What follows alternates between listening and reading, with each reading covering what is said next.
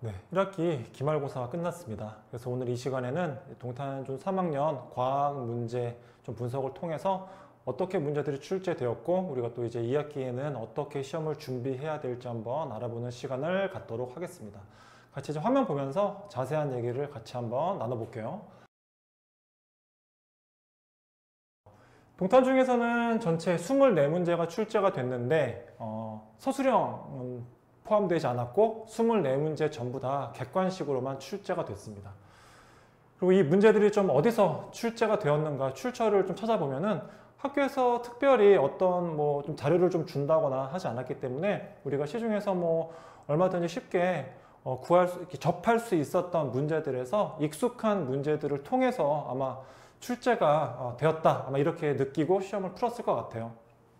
그래서 이제 학원 시험 대비 교재나 혹은 우리가 이제 외부 교재에서 100% 전부 다 출제되었다 이렇게 보는 것은 이제 그냥 우리가 시중에서 구할 수 있는 여러분들이 익숙한 문제들, 익숙한 유형들을 충분히 풀었다면 얼마든지 어렵지 않게 시험을 풀었을 것이다 이렇게 분석해 보겠습니다. 그 다음에 이제 우리가 이 24문제들이 각각 어떤 단원에서 출제가 어떻게 되었고 또 이제 난이도는 어떻게 또 배분되었는지 이것도 한번 같이 알아보겠습니다.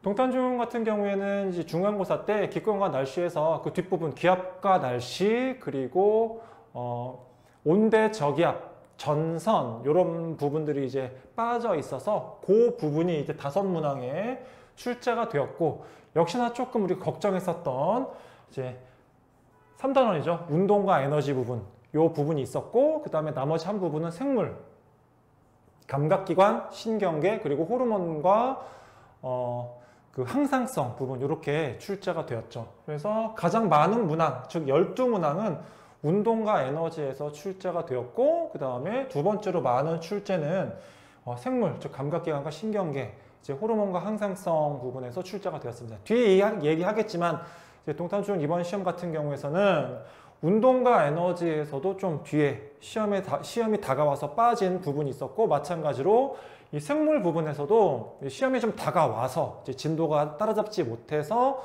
처음에 발표된 시험 범위에서 빠져나간 부분들이 좀 있어서 그나마 좀 부담이 덜어지지 않았나 이렇게 한번 생각해 볼 수 있겠고요. 그 다음에 이제 난이도별로도 한번 어떤 분포를 갖고 있는지 좀 체크를 해보면 일단 중요한 특징은 가장 되게 좀 되게 어렵다라고 생각할 수 있는 문제 혹은 우리가 단순 암기로 해결할 수 있는 문제 이 양 끝에 해당하는 문제들의 출제가 거의 없었다는 것이죠. 그리고 가장 많은 즉 14문항에 해당하는 문제가 딱 중간 정도 밸런스를 갖고 있는 문제들로 일단 배치가 됐어요. 그리고 여기서 조금 더 어려워지거나 살짝 더 쉬워진 문제들이 5문제씩 이렇게 포함이 되어서 너무 어려운 문제를 우리가 좀 이렇게 파고들 필요도 없지만 그렇다고 해서 너무 그냥 단순한 대충 내가 시험 범위에 있는 이런 것들을 대충 좀 빠른 시간 안에 암기해서 어떻게든 점수를 만들어 봐야지 이런 식의 접근으로는 결코 좋은 점수를 받을 수 없는 시험이었다. 그래서 이 얘기를 조금 더 자세하게 한번 나눠보도록 하겠습니다. 그래서 우리가 1학기 이제 기말고사, 동탄중의 기말고사 문제를 전체적으로 한번 총평을 한번 해보자면 방금 말씀드렸던 것처럼 이렇게 뭔가 단순한 암기로 우리가 해결할 수 있는 문제는 거의 출제가 되지 않았습니다. 그리고 각 단원별 가장 중요한 개념이나 혹은 유형들이 있잖아요. 어떤 단원이면 반드시 좀 다뤄져야 할 중요한 유형이나 개념들을 굉장히 충실히 다루고 있었고 그걸 다룰 때도 그 문제 안에서 거기 그 문제 혹은 유형에서 반드시 던져야만 하는 질문들을 굉장히 밸런스 있게 담고 있는 문제들이 출제되었기 때문에 앞서 말씀드린 것처럼 단기간에 어떤 단순한 암기들을 통해서 좋은 점수를 받는 전략으로는 결코 좋은 점수를 얻을 수 없는 그런 시험으로 출제가 되었습니다. 또 이게 중요한 이유가 뭐냐면 이러한 경향이 동탄중에만 국한되는 것이 아니라 이번 시험에 출제된 동탄 지역에서의 그 학교 시험 문제들을 보면은 좀 대부분 그런 식의 경향을 띠고 있는 것이다 라고 하는 것이 굉장히 중요한 포인트라고 할 수 있겠습니다. 그 다음에 좀 전에 얘기했었죠. 우리가 걱정했었던 3단원 물리 단원에서 운동 에너지 계산이나 이제 위치 에너지 계산 문제가 빠져서 좀 부담이 좀 덜어진 부분이 있었고, 마찬가지로 생물에서도 사실은 호르몬과 항상성 부분이 좀 어려운 문제들이 출제되는 부분인데, 거기도 좀 우리가 그 학교에서 진도가 좀 느리다 보니까 그 부분들이 이제 빠지게 되었어요. 그래서 우리가 좀 그래도 부담을 좀 덜고 시험에 임할 수 있었고, 실제 결과, 출제된 문제의 결과를 보더라도 전체 시험 문제 난이도가 그래도 우리가 기대했던 것보다 살짝 낮은 이유가 이런 부분에서 있지 않았나, 이렇게 분석해 볼 수 있겠습니다. 그 다음에 좀 전에 얘기 드렸던 것처럼 단순암기로는 좋은 점수를 받을 수 없다, 이런 것들을 좀 보여주는 예시도 좀 있어요. 예를 들면 13번 문제, 6번 문제, 뭐 10번 문제, 이런 문제들이 그렇습니다. 예를 들어서 13번 문제 같은 경우는 무슨 문제였느냐, 이제 속력과 속도 개념을 물어보는 문제였습니다. 이런 것은 우리가 그냥 속력 미터/세크 계산하고, 속력은 거리분의 시간, 숫자 집어넣어가지고 답 구하고, 뭐 이런 식의 공부를 한 학생들에게는 속도와 속력의 차이가 뭔지, 이런 개념 공부를 소홀히 할 수밖에 없거든요. 근데 이제 속력은 시간을 이동거리로 나누는 것이고, 속도는 방향을 포함한 빠르기이기 때문에 변이, 즉 직선상의 위치 변화라고 하는 이 변이를 분자에다가 올려가지고 시간으로 나눠야 되는 계산이다. 이런 것들은 좀 깊이 있는 개념 공부를 하지 않으면 놓칠 수 있는 부분이라서 충분히 당황할 수 있는 문제였고, 마찬가지로 눈에 관련된 문제에서도 이 망막의 상이 맺히는 과정을 묻는 선지가 있었죠. 그래서 수정체가 볼록 렌즈 역할을 해서 빛이 투가 됐을 때 빛이 교차하게 되죠. 그래서 위하고 아래가 이제 거꾸로 뒤집혀서 망막에 맺히게 되는 이런 과정에 대해서도 공부하지 않았다면 이 6번 문제 질문에서도 충분히 오답을 고를 수 있는 부분이었습니다. 마찬가지로 이 10번 문항에서도 이제 감각기관과 뉴런, 즉 특정 감각기관에서 이게 기관 단위인지 세포 단위인 뉴런인지를 구분할 수 있어야만 해결할 수 있었던 선지가 하나 포함되어 있었어요. 그래서 지금 예시로 들었다시피 13번, 6번 뭐 이런 10번 같은 문제에서 볼 수 있겠지만 내가 굉장히 특정 단원 혹은 특정 유형에서 요구하는 밸런스 있는 내용이나 유형 분석을 충분히 공부해 놓지 않으면 시험에서 결코 좋은 점수를 받을 수 없는 시험이었다. 이렇게 말씀드릴 수 있겠습니다. 그래서 우리가 이러한 출제 경향을 통해서 앞으로 우리가 2학기 때 또 시험을 어떤 포인트를 두고 준비해야 될지 또 우리가 알아볼 수 있겠죠? 우리가 다가올 2학기 또 내신 시험은 어떤 방식으로 준비를 해야 될까? 사실은 앞에 했던 얘기들의 확인인 거예요. 마찬가지로 단순한 암기, 이걸로는 해결할 수 있는 문제들이 출제되지 않고 있기 때문에 우리가 무슨 뭐 특정한 시험 기간이라고 하는 것을 정하지 마시고, 또 어떤 시험이 끝나고 나서 그 다음 2달 혹은 조금 길게는 2달 반의 시간을 내가 시험을 준비하는 기간이다 라고 생각하시고 꾸준한 학습량, 깊이 있는 개념 공부를 쭉 이어가셔야만 결국에는 좋은 점수를 받을 수 있지 않나, 이렇게 생각을 해볼 수 있겠습니다. 그 다음에 특히 이제 이번 동탄중 같은 경우에 예고되었던 시험 범위와 달리 이제 시험 기간이 다가오면서 이제 시험 범위들이 조금씩 변화가 있었죠. 이제 그런 것들이 또 반별로 좀 다르게 전달된 부분도 있었고, 어떤 학생은 알고 있는 정보를 어떤 반에서는 또 이제 모르고 있는 정보가 돼버리고, 이런 부분들이 있어서 이런 것도 이제 시험을 준비할 때 여러분들이 꼭 중요하게 좀 챙기셔야 될 포인트가 되겠습니다. 자, 그러면 좀 전체적으로 우리가 동탄중 3학년 과학 기말고사 출제 경향과 또 중요한 포인트들 살펴봤고, 출제된 문제들 중에서 2문제 정도 물리 부분에서 15번, 16번 문제를 뽑아봤거든요. 이 문제 또 같이 한번 좀 풀어보겠습니다. 우선 15번 문제를 먼저 좀 풀어보려고 하는데요. 자, 일단 이것은 거리 시간 그래프 문제입니다. 자, 볼게요. 두 물체 Q와 R이 시간에 따른 이동 거리가 어떠한지를 나타낸 그래프다라고 나와 있습니다. 물론 제가 아직 그래프를 다 그리진 않았어요. 다 그리지 않았는데 여기 지금 보시면 알겠지만 가로축은 시간 1초, 2초, 3초, 4초 이런 식으로 진행되고 있고 세로축은 이동 거리가 주어져 있습니다. 그래서 제가 이 그래프를 완성해 볼게요.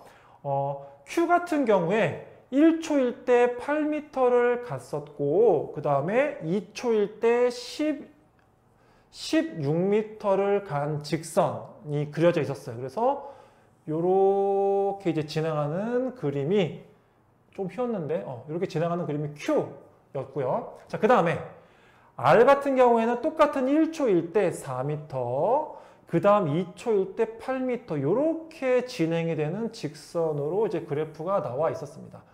이렇게 Q와 R의 그래프가 거리 시간 그래프로 나와 있었어요. 그래서 자, 기역, 니은, 디귿 선지 중에 옳은 것을 골라라 이런 문제였습니다. 첫 번째 질문이 뭐냐면 Q하고 R의 속력의 크기 비교를 묻는 선지였습니다. Q의 속력이 R의 2배다 이렇게 얘기했어요. 근데 이제 우리가 거리 시간 그래프가 나오게 되면 반드시 체크해야 될 중요한 포인트가 뭐죠? 저는 항상 수업할 때 이제 거리 시간 그래프가 나오면 중요한 포인트는 기울기다 이렇게 항상 강조를 하고 있습니다. 자, 우리가 기울기는 어떻게 구하죠? 그래프에서 가로의 변화량, 가로축에 있는 변화량 분의 세로축에 있는 변화량으로 우리 기울기를 구하게 되죠. 자, 그러면 이 기울기에 해당하는 관계식을 그래프의 가로, 세로에 있는 물리량과 연결시켜 보겠습니다.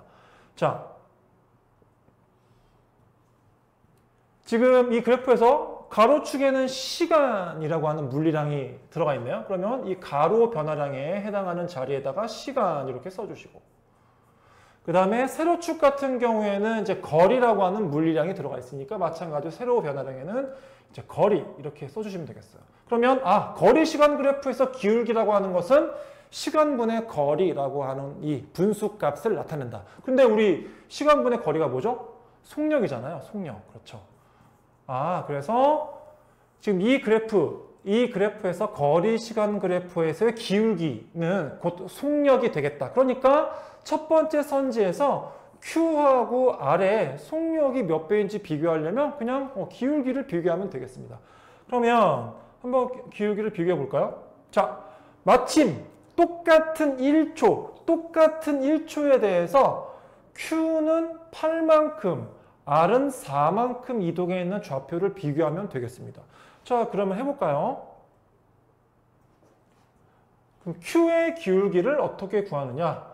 자, 가로 1초 동안 Q 같은 경우에는 8m를 이동했어요. 그런데 R 같은 경우에는 똑같은 1초 동안 4m를 이동했습니다. 그러니까 얘는 어떻게 돼요? 8m/초가 되겠고 얘 같은 경우에는 4m/초가 되겠죠. 그래서 Q의 속력이 R보다 2배 크다는 걸 알 수 있습니다. 첫 번째 선지는 정답 이렇게 되겠습니다. 두 번째 니은 선지를 볼게요. 그래프 R의 면적이 속력을 의미한다고 했는데 제가 방금 설명드렸죠. 이 거리 시간 그래프에서 속력은 뭘 의미한다? 기울기가 속력을 의미한다고 말씀드렸죠. 그래서 면적은 틀렸다. 근데 이렇게 끝내지 마시고 그러면 이 그래프에서 면적은 우리가 언제 언급을 하게 되느냐? 속력 시간 그래프에서는 면적이 중요하죠. 속력 시간 그래프에서 면적은 이동거리를 의미하는 거거든요. 그래서 제가 다음 문제인 16번, 다음 해설할 문제인 16번 문제는 속력 시간 그래프로 한번 준비를 해봤습니다. 그때 다시 한번 다뤄보도록 하고요. 그 다음에 이제 디귿 문장을 또 보겠습니다. 자, 디귿 문장을 보면 Q하고 R 모두 속력이 일정한 게 아니라 일정하게 증가한대요. 일정하게 지금 증가한다고 했어요. 자, 그런데 방금 말씀드렸죠. 지금 이 거리 시간 그래프에서 기울기 자체가 속력이고 기울기가 변하지 않고 있기 때문에 속력이 변하지 않고 있는 겁니다. 즉 다시 말하면 Q하고 R 전부 다 지금 어떤 운동하고 있죠? 등속 직선 운동을 하고 있습니다. 자, 그러니까 일정하게 이게 틀렸죠. 일정한 운동을 하고 있는 것이죠. 그래서 답은 우리가 기역 선지가 답이 되겠습니다. 자, 그러면 우리 넘어가서 이제 16번 문제도 한번 같이 풀이를 해보도록 하겠습니다. 자, 그러면 두 번째 16번 문제 이어서 분석 같이 해보도록 하겠습니다. 방금 얘기했던 것처럼 16번 문제에는 속력시간 그래프예요. 속력시간 그래프. 자, 어떤 물체의 시간에 따른 속력을 표현한 것이다. 옳은 것만을 고른 것은 이렇게 해서 지금 보시면 세로축에는 속력, 가로축에는 시간 이렇게 나와 있고 보니까 이 좌표들이 좀 있는데 이렇게 좌표들이 있는데 가장 끝에 좌표가 5초일 때 30m/s에 해당하는 이제 속력을 갖고 있어요. 그러니까 지금 속력이 쭉 증가하고 있는 것을 알 수 있습니다. 그런데 지금 보시면 알겠지만 직선의 기울기가 일정하죠. 그러니까 속력이 일정하게 증가하는 운동을 하고 있습니다. 우리가 뭐 배웠던 자유낙하 운동 같은 경우에 속력 시간 그래프로 표현하면 이렇게 표현이 될 텐데, 그런데 처음에 보시면 여기 3초일 때 속력이 얼마인지 이렇게 질문을 하고 있어요. 그래서 이런 질문에 바로 들어가기 앞서서 속력 시간 그래프에서 우리가 항상 면적, 이동거리 계산 이런 것만 강조했었는데 마침 속력 시간 그래프에서 기울기가 있는 직선이 나와 있으니까 그러면 속력 시간 그래프에서 기울기는 뭘 의미하지? 요거를 한번 우리 체크를 해보도록 하겠습니다. 자, 그러면 속력 시간 그래프에서는 기울기가 마찬가지로 가로분의 세로일 텐데, 그러면 가로에 해당하는 물리량은 시간이 되겠죠? 시간의 변화량이고요. 그 다음에 이 세로에 해당하는 물리량은 속력의 변화량이 되겠습니다. 그러니까 속력 시간 그래프에서 기울기라고 하는 것은 시간의 변화량으로 속력의 변화량을 나누는 거니까 어떻게 되는 거냐면 단위 시간당 속력의 변화량을 나타내는 거구나. 그리고 단위 시간이라고 하는 것은 일정한 기준이 되는 시간을 의미하는 거니까 우리가 쉽게 그냥 1초당 속력이 어떻게 변화하지? 요거를 알려주는 개념이라고 생각하시면 되겠어요. 그래서 물론 중학교 교과 과정에서 소개되는 단어는 아니지만 이렇게 단위 시간당의 속력 변화량을 가속도라고 부릅니다. 그런데 그 일정한 시간, 즉 1초 동안의 속력 변화가 계속 일정하게 진행되고 있으니까 여기 그래프에 나와 있는 가로축과 세로축의 숫자들을 우리가 완성해 볼 수 있을 것 같아요. 자, 그러면 똑같은 시간 동안 증가하는 시간의 속력의 변화가 똑같기 때문에 여기 1초, 2초, 3초, 4초 이렇게 되었을 때 각 1초마다 속력이 어떤 식으로 변해가는지를 한번 계산해 보도록 하겠습니다. 자, 그러면 우리가 5초일 때 30m/s가 되었다는 이 좌표 값을 이 기울기에 해당하는 관계식에다가 한번 집어넣어 볼까요? 자, 그러면 5초 동안 어떻게 속력이 변했느냐? 30m/s가 되었다는 거예요. 그럼 계산을 해보면 1초 동안에는 그러면 얼마씩 변했느냐? 6m/s씩 변했다는 걸 알 수 있습니다. 그러니까 매 초마다 6m/s씩 일정하게 속력이 증가하고 있는 운동을 하고 있었구나 라는 걸 알 수 있어요. 그러면 이제 여기에 맞춰서 그래프에다가 1초일 때는 6m/s, 2초일 때는 12m/s, 3초일 때는 18m/s, 그 다음에 4초일 때는 24m/s. 이런 식으로 똑같은 시간 동안 똑같은 속력의 증가를 보이는 운동을 하고 있구나라는 걸 분석할 수 있습니다. 그래서 기억선지에서 질문, 즉 3초일 때 속력이 얼마냐라고 했을 때 18m/s라는 걸 알 수 있겠습니다. 그래서 기억선지 맞는 문장이었고, 두 번째, 그러면 드디어 나왔죠? 요거 이제 5초 동안 물체가 이동한 거리지, 요게 우리가 아까 얘기했던 속력시간 그래프에서 중요한 포인트는 면적이다 하는 얘기죠. 속력시간 그래프에서 면적은 뭘 의미하느냐. 자, 면적이라고 하는 것은 가로 곱하기 세로죠. 그러니까 기울기가 가로 분의 세로라면 그래프에서의 면적은 가로 곱하기 세로가 되겠죠. 그래서 그 내용대로 한번 또 적용을 시켜봅시다. 그럼 기울기 말고 이제 면적으로 한번 가볼게요. 면적은 어떻게 구하느냐? 가로 곱하기 세로가 된다. 근데 이 그래프에서 가로에 해당하는 물리량은 시간이었고, 그 다음에 세로에 해당하는 물리량은 속력이죠. 그러면 속력하고 시간을 곱했을 때, 속력 곱하기 시간은 뭐예요? 그렇죠. 이동 거리가 나온다. 그래서 속력 시간 그래프에서 면적, 이동 거리, 요거는 이제 많이 아마 강조를 했었습니다. 그래서 5초 동안에 이동한 거리라고 했으니까, 자, 여기에 해당하는 면적을 다 계산해 주시면 되겠어요. 그럼 이 뭐예요? 삼각형의 넓이가 되겠죠. 삼각형의 넓이를 계산해 주면 되겠다. 그러면 해볼까요? 5 곱하기 세로축이 30이죠. 30 곱하기 2분의 1 하게 되면 얼마? 75m를 이동했구나 라는 걸 알 수 있습니다. 그래서 선지에 나와 있는 150m, 요거는 틀렸다는 걸 알 수 있어요. 틀렸다. 자, 세 번째 질문 보겠습니다. 물체 운동 방향하고 같은 방향으로 힘이 작용한다 라고 했어요. 힘. 저는 이제 수업 시간에 이 힘 이야기부터 항상 강조해서 설명을 드렸었던 기억이 나는데, 자, 여러분 힘이라는 게 뭐죠? 힘. 물론 교과 과정은 이제 힘의 얘기를 빼먹고, 교과 과정은 힘 얘기를 빼고 바로 등속 직선 운동과 자유낙하 운동 얘기로 바로 좀 들어가는 부분이 있어서 여러분들이 힘에 대해서 좀 자세하게 배울 기회가 없었을 수도 있는데, 원래 이제 이 운동에서 힘이 무엇인지 정의하는 게 굉장히 중요하거든요. 그래서 힘이라는 거는 운동 상태를 변화시키는 요인이다. 시키는 요인. 그래서 우리가 힘이 작용하는 운동과 힘이 작용하지 않는 운동에 대해서 교과서에서 배우는 것이거든요. 그런데 여기서 말하는 운동 상태라는 게 뭐냐? 여기서 말하는 이 운동 상태라고 하는 것은 속력하고 방향을, 물체 운동 방향을 얘기해요. 속력하고 방향을 얘기합니다.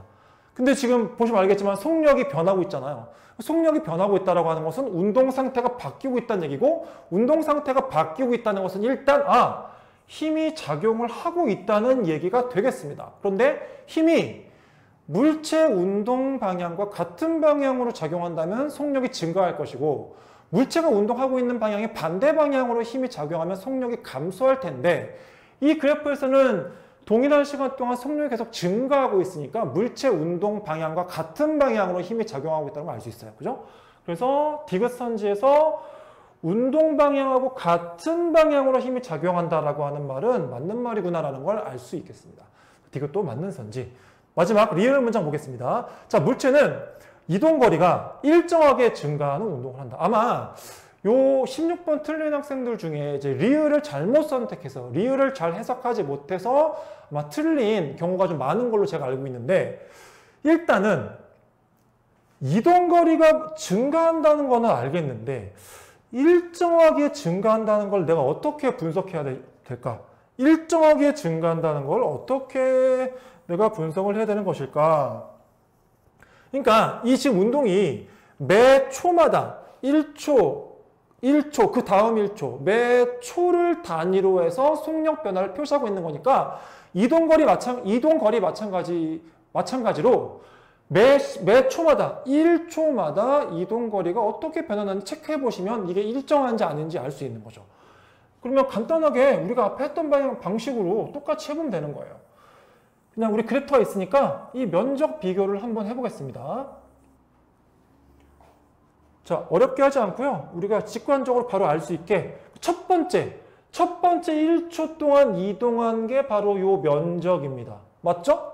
그 다음에 두 번째 1초 동안 이동한 거리는 바로 요 면적에 해당하는 거예요. 만약 매 초마다 이동하는 거리의 증가분이 일정하다면 요 첫 번째 면적과 두 번째 면적은 같아야 되겠죠. 근데 첫 1초 동안에 이동한 거리와 그 다음 1초 동안에 이동한 이 거리는 면적의 차이만 봐도 분명하게 다르다는 걸 알 수 있어요. 즉 일정하게 증가하지 않는다는 걸 알 수 있습니다. 그러면 거꾸로 이동거리가 일정하게 증가한다는 건 무슨 말일까? 그거는 우리가 등속직선운동 그래프를 한번 그려보면 바로 알 수 있습니다. 자, 등속직선운동 그래프를 제가 속력시간 그래프로 똑같이 한번 그려볼게요. 선이 좀, 자, 세로축이 속력, 가로축이 시간. 그럼 등속직선운동이니까 이렇게 되겠죠? 예를 들어서 3m/s의 속력으로 움직인다. 그러면 첫 1초, 그 다음에 2초, 뭐 이런 식으로 진행된다고 칩시다. 그러면 첫 1초 동안에 이동한 거리, 요 사각형 면적이 되겠죠? 그 다음 1초 동안 이동한 거리, 그 다음 사각형 면적이 되겠죠. 그러니까 지금 첫 1초 동안 이동한 거리와 그 다음 1초 동안 이동한 거리 어때요? 같죠? 바로 이렇게 이동해 갈 때 이동 거리가 일정하게 증가한다라고 이야기할 수 있겠습니다. 그렇죠? 지금 이 속력 시간 그래프에서는 매 초마다 이동하는 거리가 점점 증가해 간다는 걸 알 수 있어요. 일정하지 않고요. 그래서 리을 선지는 틀렸다 이렇게 볼 수 있겠습니다.